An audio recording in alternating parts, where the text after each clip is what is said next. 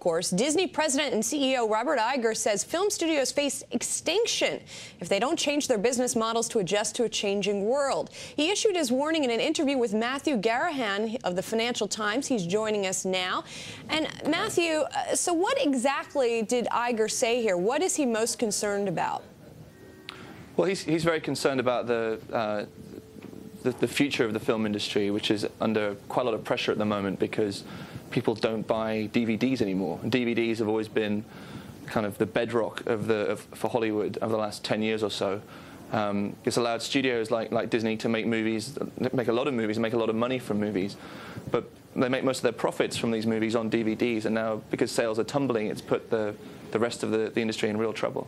So, of course, one of Disney's answers to this is going to be Keychest, which is a way of sort of subverting the DVD model. How optimistic did you get a feeling from him as to how optimistic he is for this? I think he's very optimistic. I mean, it's a way of giving consumers more access to the content digitally that they're buying anyway, and it makes it more convenient and it makes it easier. I don't think anyone's saying at the moment that digital is going to replace the DVD or rather revenues from DVDs tomorrow, but I think it positions Disney very well going forward over the next sort of 3, 4, 5 years, because there really has been a fairly precipitous decline in DVD sales, and that's hit bottom lines across the industry. It's not just Disney; it's NBC Universal, who you were just talking about, Warner Brothers. Every big studio is under pressure. Well, Matthew, that brings me to the question: is Iger already even too late? I mean, when he talks about the film industry facing extinction, I think any sort of 13-year-old out there would look at him and say, "Well, yeah, I don't buy DVDs." Yeah, I don't think they're too late. I think actually the industry as a whole was late to realizing this, and I think Iger was out there in front and was one of the sort of Hollywood CEOs to have caught this early on. I mean, even as early as the beginning of this year, I talked to some studio heads, and they would say, "Oh, well, no, we're not worried. The DVD thing will come back. It's a cyclical thing." That's clearly not the case now. The big issue is whether or not the studios can come up with another format. Blu-ray was the great white hope for a while. That hasn't really taken off in the way that many people hoped. And I think digital is the best option, but it's not going to happen overnight. It's going to be a couple of years away until that does replace some of those lost revenues. Are you hearing from industry analysts that Disney has an advantage then in sort of getting out ahead of this? Yeah, I think Disney is better placed, and also you've got to remember that Disney isn't just about making movies. I mean, Disney has a broad business that uses movies to drive sales across other lines of business. It has TV operations, as the theme parks, of course.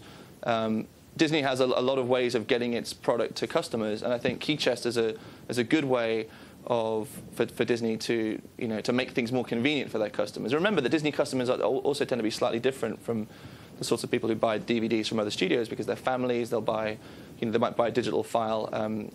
If you're a family and you're buying a movie digitally for Disney, you'll keep it because your kids will watch it again and again and again. So it's a slightly different setup for them. So I think generally they are better placed. And speaking of families, I think that is, I'm not sure we're looking at Hannah Montana. That's what I thought. Hannah Montana, Miley Cyrus, who we're seeing a little bit of there. And that actually brings up the question as well. Did Iger talk to you at all about what's happened in the music industry? Because it seems as though he could be looking at that model and taking a cue from that and saying that's really an indication of where we could be headed. No, he didn't really touch on that, but also it's important to remember that Disney has a kind of secret weapon up its sleeve here. I mean, Steve Jobs is the largest individual shareholder in Disney, and he's someone who knows a thing or two about the changes that happen in the music industry, and especially about using technology to change the way content is delivered to consumers. So Steve Jobs and Bob Iger are very close, and I think you couldn't really ask for a better sounding board, a better advisor, within your company than him. So again, I think it all comes back to the fact that Disney are well placed, or right. They're riding this out like everyone else, but they're probably better placed than their rivals are. All right, Matthew Garrahan of the Financial Times, thanks a lot for talking to us today. Appreciate it.